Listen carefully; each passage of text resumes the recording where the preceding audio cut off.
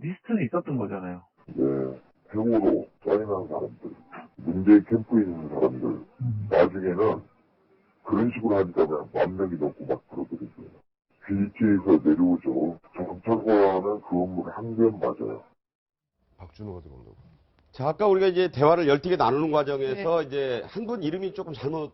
네, 제가 이정현 전 대표를 당시 2014년 6월 당시 민정수석으로 정무수석으로 잘못 말씀을 드렸어요. 네. 박준호 수석이었습니다. 예, 예. 그걸 정정을 하고요. 예. 네. 자, 이 부분에서 여러 사람이 나와요. 뭐 김혜수 씨도 있었다. 송강호 씨, 뭐 이거 김혜수 씨가 무슨 뭐 대통령 정우성 씨. 그 예를 들어 송강호 씨 같은 경우는 뭐 조금 예를 들어서 약간 한 1.1% 포인트 정도 뭐 눈밖에 날 수 있다 손씨지만 김혜수 씨가 왜 들어가는지 모르겠어요. 송강호 씨는 왜 들어갈 수 있나요? 송강호 씨도 아니에요, 사실은. 자, 그래서 네. 이승환 씨 이번에 촛불 집회 때 맹활약을 하지 않았습니다. 가수 이승환 씨가 또 이런 얘기를 했네요.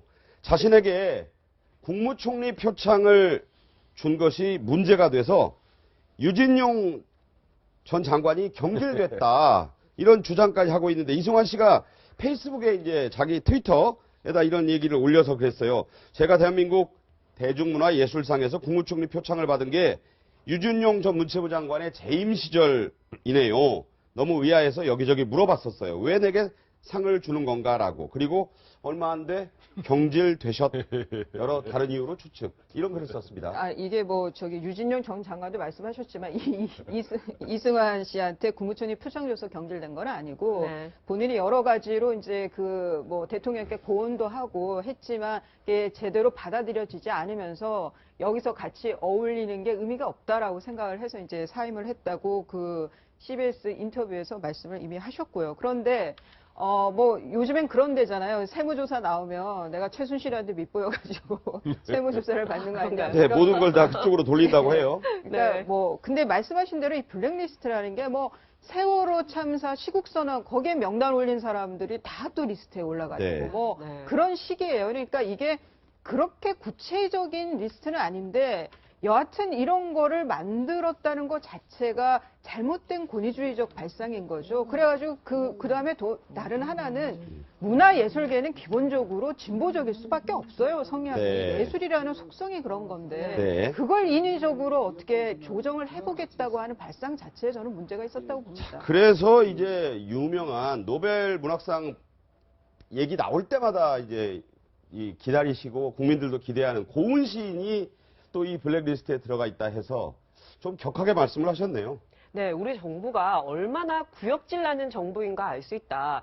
그건 정말 아주 천박하고 야만적인 것이다. 여가 있으면 여가 있고 야가 있으면 야가 있는 건데 왜 이런 구석을 모르는 무지에서 나온 것 같다. 이렇게 아주 독설을 날리셨어요. 예, 히틀러 통치 시절에 나치 지배했을 때 지식인들이 나치가 블랙리스트를 발표하자 자기 이름은 왜 빠졌냐라고 항의했다라고 하는 일화가 유명한데 이번에도 이 블랙리스트를 본 사람들의 자신이 블랙리스트에 가입되어 있는 사람, 들어있는 사람들, 정우성 배우 같은 경우는 영화 홍보 개관식 날 이에 대해서 패러디를 해서 사람들에게 자신이 이 문제에 대해서 항의하고 있음을 알렸고 특히 이승환 씨 같은 경우는 이 블랙리스트에 본인이 가담돼 있지 않아서 나도 좀 포함시켜라 라고 페이스북에 글을 올리면서 국민들에게 문화예술의 분노들을 표출했는데요. 제가 볼 때는 너무나도 시대착오적이고 뒤떨어진 문제이기 때문에 이 문제만큼은 우리 앞서 패널들이 말씀하신 것처럼 차지에 어떤 정권이 들어서라도 그것이 보수 문학의 인사든 진보 문학의 인사든 간에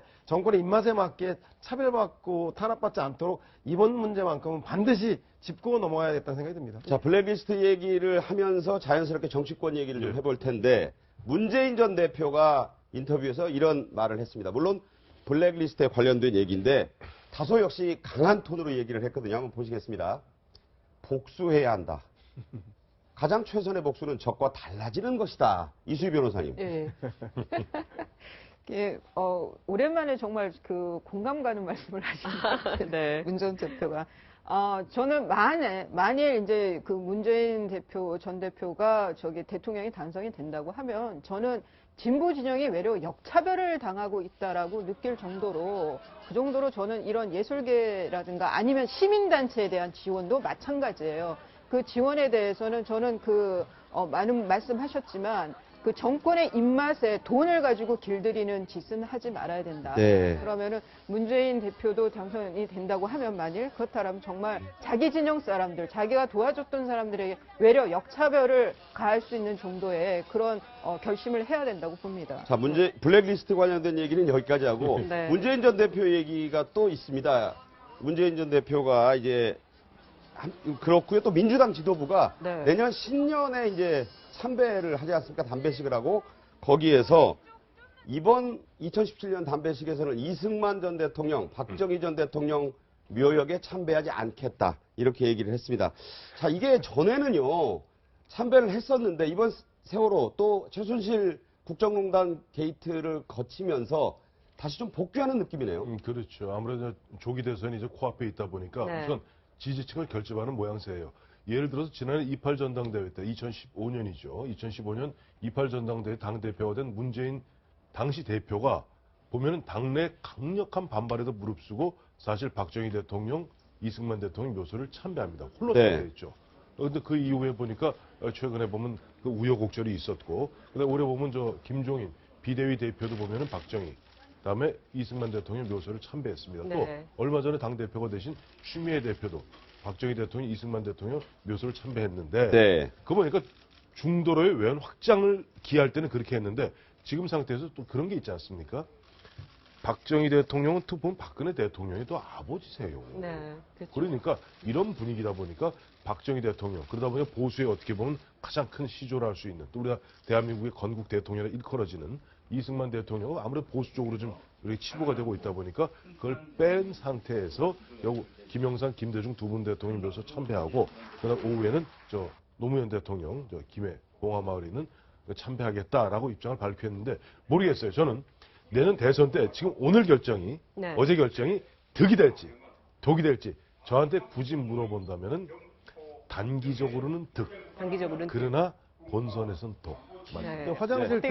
화장실 들어갈 때하고 네. 나올 때하고 마음이 달라져서는 안 되는데, 정책은 보수든 진보든 일관성을 가져야 되는데, 네. 예전에 어려울 때는 그 보수층과 중도층 표를 얻기 위해서 참배를 갔다가 지금은 4당 체제이기 때문에 35%에서 40%의 고정 지지층 야권의 집도끼만 잡으면 된다라고 네. 하는 생각인 것 같은데, 제가 볼 때는 그렇게 돼서는 안 될 것 같고요. 만약에 예. 야권의 분열이 문재인 대표에 대해서 반대하는 반문재인 연합으로 합정연에 단일화할 경우에 어떻게 하겠습니까? 따라서 이 문제는 제가 볼 때는 야당의 유불리로 따질 것이 아니라 야당이 외연을 확대해서 국민들의 다수의 지지, 51%의 지지를 얻기 위해서는 중도층과 외연 확대라고 하는 그 목표를 잃어버려서는 안 된다. 저는 그래서 이번의 결정은 좀 화장실 갈 때하고 나올 때 생각이 달라진 건 아닌가라고 좀 우려를 표해 봅니다. 네. 자, 이 문 전 대표와 함께 각축하고 있는 후보, 네. 바로 반기문 유엔 사무총장인데, 이제 잇따라 지금 뭐 예. 검증 공세일 수도 있고 검증 의혹이 이제 불거지고 있는데,